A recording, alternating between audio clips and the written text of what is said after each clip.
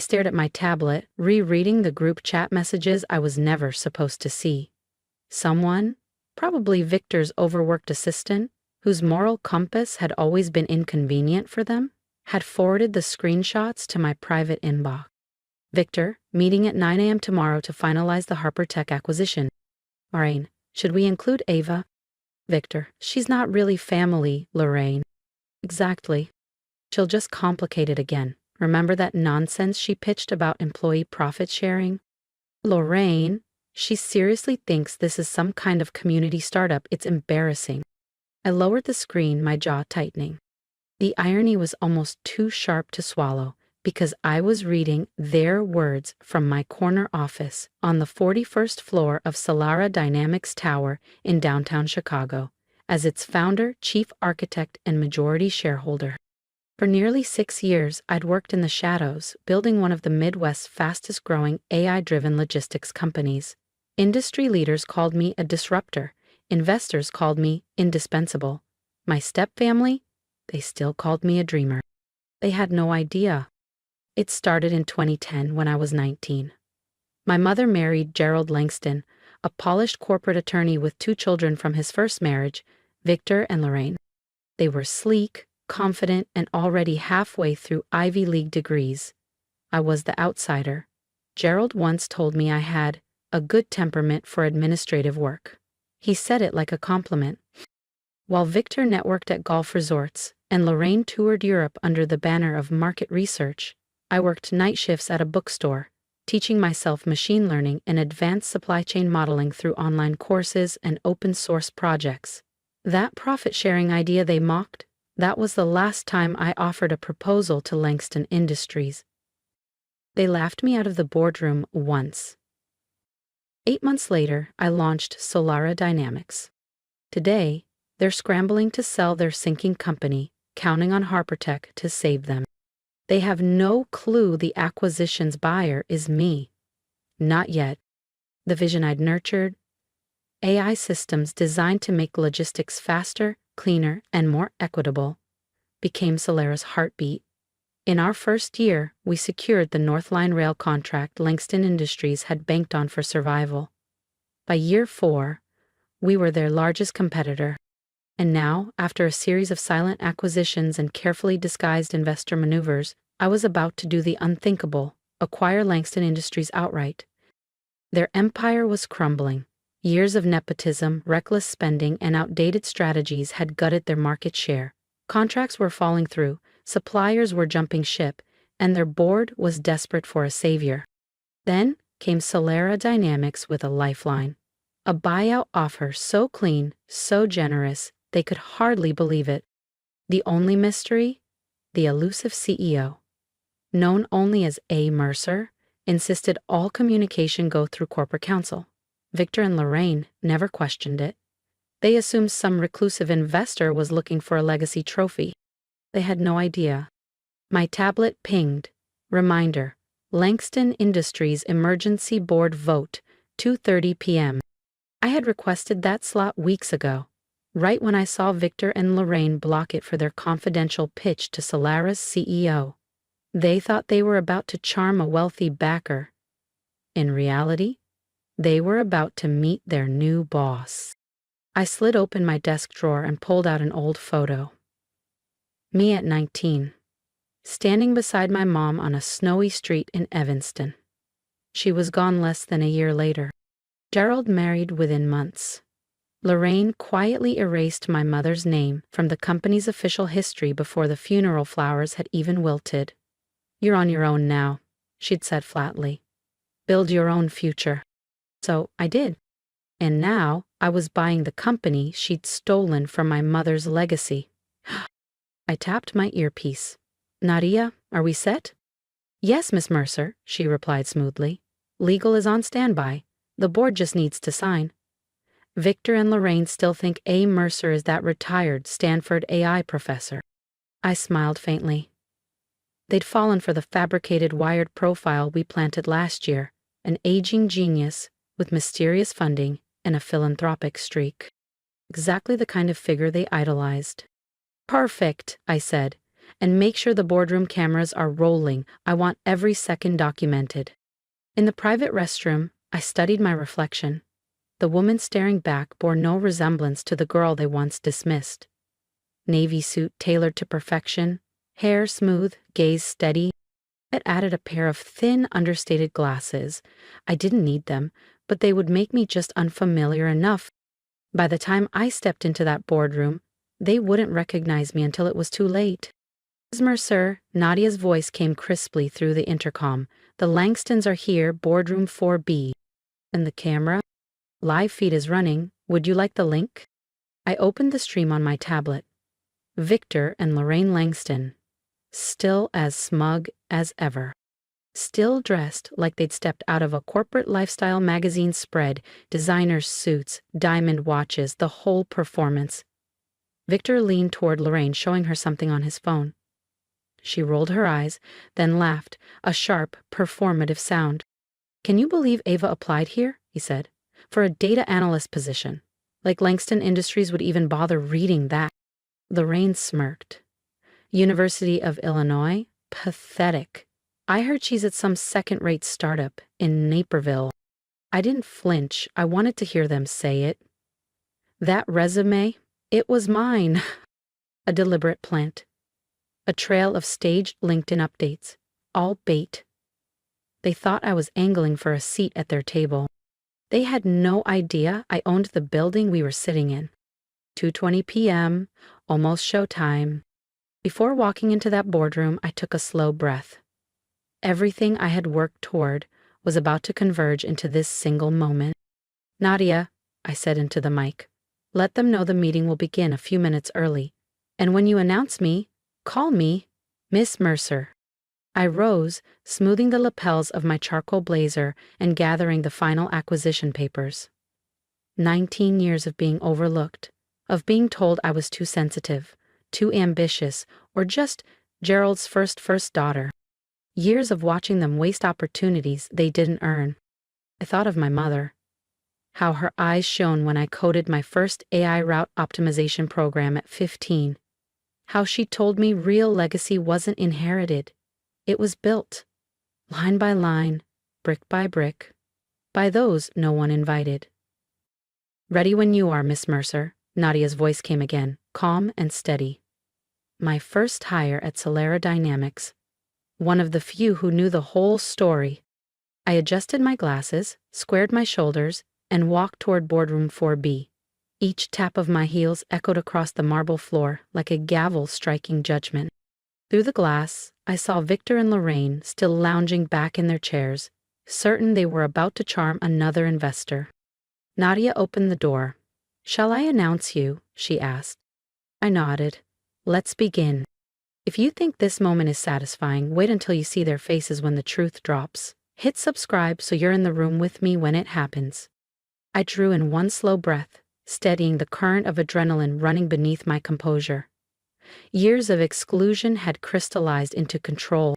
Nadia opened the door, her voice firm and clear. Mr. and Mrs. Langston, allow me to introduce A. Mercer, CEO of Solera Dynamics. I stepped into boardroom 4B. Victor and Lorraine turned, clearly expecting someone else.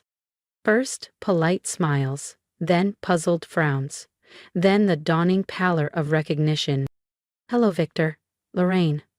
My tone was cordial, my expression unshakable. Shall we discuss the future of Langston Industries? The silence was a living thing. I counted 9 seconds before Victor's mouth fell open. Eva, Lorraine's voice cracked. Is this some kind of joke? I set my folders at the head of the table, the same chair their father once ruled from. No joke, I said evenly, though I did enjoy your earlier commentary on my resume. Victor's voice returned, but with an edge of panic. You can't be A. Mercer. You're just a disappointment? I lifted one brow. No, just the person who worked while you burned through every shred of credibility you inherited. I opened the top folder with measured precision. The terms. Solera Dynamics will acquire Langston Industries for $2,400 million. Certain departments will merge, and executive leadership will be Restructured. Effective immediately. Lorraine slammed her palm against the table, bracelets clattering. You lied to everyone. You faked your identity. No, I replied, voice level. I protected my vision. I built something real, earned, and in this room, substance wins. Victor's jaw tightened. Gerald's going to hear about this. He already has, I cut in smoothly. The board voted this morning, unanimously. He just didn't know whose signature was on the offer. I let the pause stretch until the weight of it settled over them. I look forward to seeing his face, too. They were calculating, scrambling for leverage they didn't have. What do you want from us? Lorraine finally asked, voice brittle. Want? I leaned back in the chair, utterly composed. I already have it. Authority, control, the future of this company. I slid the next folder toward them. Now, let's discuss your severance options. Victor's color drained. He already knew his seat was gone. You're firing us? Victor's voice was tight. Not exactly. I slid two neatly prepared folders across the polished glass table. I'm offering you positions that better align with your demonstrated skill sets. Victor, you'll transition to Assistant Manager of Client Support. Lorraine, Junior Operations Coordinator. Salaries will be adjusted accordingly. Her eyes widened in outrage. You can't be serious. Perfectly serious, I said evenly. You'll also have access to the employee development and wellness programs you once ridiculed. We're not accepting that, she snapped. That's your choice. You're welcome to explore opportunities elsewhere, I replied, my tone calm but final. Just remember, your non-compete clauses are still binding, and now that Langston Industries is part of Solara Dynamics, your options will be limited. Victor leaned back, eyes narrowing. You've been planning this for years, haven't you? Not planning, building, I corrected, sliding the final folder into my bag. While you coasted, I created something sustainable. And I'm offering you something I never had. A second chance, even if it's earned the hard way. I stood, straightening my blazer. You have until 9 a.m. tomorrow. Accept, and HR will start onboarding. Decline, and security will escort you out. I reached for the door handle, but Lorraine's voice cracked. What about Gerald? What are you going to do to him? I paused without turning. Gerald made his choices almost 2 decades ago. Now, he'll live with the outcome. A faint smile touched my lips, and something tells me he's already watching. I glanced over my shoulder. Oh, and don't bother warning him. He's in a meeting right now, one where he's about to meet A. Mercer for the first time. The second meeting was already underway in the executive suite atop Solara Tower, with floor-to-ceiling windows overlooking the Chicago skyline. Through the glass, I saw Gerald, immaculate in his tailored suit, signature silver cufflinks gleaming, posture perfect, expression confident, ready to charm the mysterious CEO he assumed was some discreet billionaire. Nadia stood by the door. They're ready for you, Miss Mercer. Shall I announce you? No, I said softly, a slow smile forming. I'll take this one. I pushed open the door. Gerald's composure faltered the moment our eyes met. Good afternoon, I greeted the room, though my gaze never left his. I'm A. Mercer, CEO of Solara Dynamics. Some of you may remember me as Ava. The air shifted, his pen stilled, and the real meeting began. I presented Solara's plan for Langston Industries' full modernization, ethical restructuring, equity-first leadership, and sweeping reforms to dismantle the hierarchy Gerald had spent years embedding. He sat frozen, jaw tight, eyes unblinking as I unraveled his empire with surgical precision. When the meeting ended, he tried to disappear behind the board members, his old tactic whenever control slipped from his grasp. But I stepped forward. Gerald. The sound of his name in my voice stopped him cold. He turned slowly, and for the first time in nearly 20 years, I saw it. Not arrogance, not dismissal, fear. Oh, he said quietly. So how did you build Solara Dynamics? How did you buy the company you once begged me to join? I leaned against the table, steady. The same way anything worth having is built. By working for it. While you closed doors, I built new ones. He didn't answer. This isn't revenge, Gerald, I continued. It's justice. It's proof that success isn't inherited. It's earned. With resilience, clarity, and the courage to value substance over status. He winced, just slightly, a hairline crack in the porcelain. So what now? His voice was brittle. You dismantle everything? No, I said. I rebuild it. Langston Industries will operate as a division of Solera Dynamics, focused on ethical logistics and community-centered innovation. Your name won't vanish, but it will change. He swallowed hard. As for you, I added, you'll keep a board seat as a minority shareholder. Your influence will be tempered. I smiled faintly. Call it a lesson in perspective. He turned to leave, rigid but silent. Oh, and Gerald, I called as he reached the door. Sunday dinner. I think I'll be attending after all. The weeks that followed were quiet but transformative. Victor and Lorraine accepted their reduced roles, begrudgingly at first, but over time they began to listen, to learn. About accountability, about the weight of real work. Gerald stayed quiet in meetings, though sometimes he looked at me with something unfamiliar. Not anger, not condescension, maybe respect. The press called it a revenge story, but for me it was restoration. The victory wasn't in the acquisition itself, it was in the transformation of a company, a culture, and a legacy. For the first time in decades, the employees of Langston Industries felt heard, valued, empowered. That was the legacy I wanted: innovation, integrity, impact. 1 year later, I sat in my corner office overlooking the Chicago skyline, reviewing Solera's latest quarterly report. Langston Industries, now a Solera subsidiary, had posted a 42% profit increase, not from ruthless cuts or hollow branding, but from the employee-first logistics platforms I'd first sketched on a napkin at a cafe years ago. And to my quiet surprise, Victor was thriving. Once he learned how to listen instead of dominate, he found he had more to contribute than a last name. Lorraine, too, had grown into her role. With structure and accountability, she uncovered a discipline and analytical mind even she hadn't believed she possessed. There was a knock. Miss Mercer, Nadia said from the doorway, your step-siblings are here for their quarterly review. I nodded, my gaze lingering on the horizon. The view had changed. We all had. Send them in. Victor and Lorraine entered. No flashy watches, no smug grins. Just quiet professionalism and earned humility. Please, sit, I said, gesturing to the chairs opposite mine. Let's talk about your progress. As we moved through their development plans, my thoughts drifted briefly to my mother. She used to tell me that success wasn't about silencing others.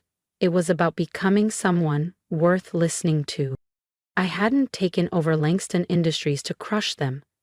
I did it to reveal a deeper truth. That merit, not bloodline, defines legacy. And maybe, by rebuilding what they had nearly destroyed, we'd all become something better, not out of vengeance, but purpose. In that, I found something greater than triumph. If you've made it this far, I want to hear from you. Tell me, have you ever been underestimated by the very people who should have seen your worth? Have you been told you didn't belong, only to prove them wrong in ways they could never imagine? Share your story in the comments, because voices like ours matter. When you speak up, you remind someone else out there that they're not alone, that quiet strength, patience, and focus can change the game. I've lived it, and I can tell you, success built on your own terms will always taste sweeter than any approval handed down by those who doubted you. My advice? Don't waste your energy trying to convince people who are committed to misunderstanding you. Invest it in building something undeniable. Work in silence when you must, speak only when it counts, and remember, power doesn't always roar. Sometimes it walks into the room calmly and changes everything without raising its voice. If my journey resonates with you, subscribe and be part of this community of builders, dreamers, and fighters, because the world needs more of us. people who refuse to be defined by where we started and instead create where we're going.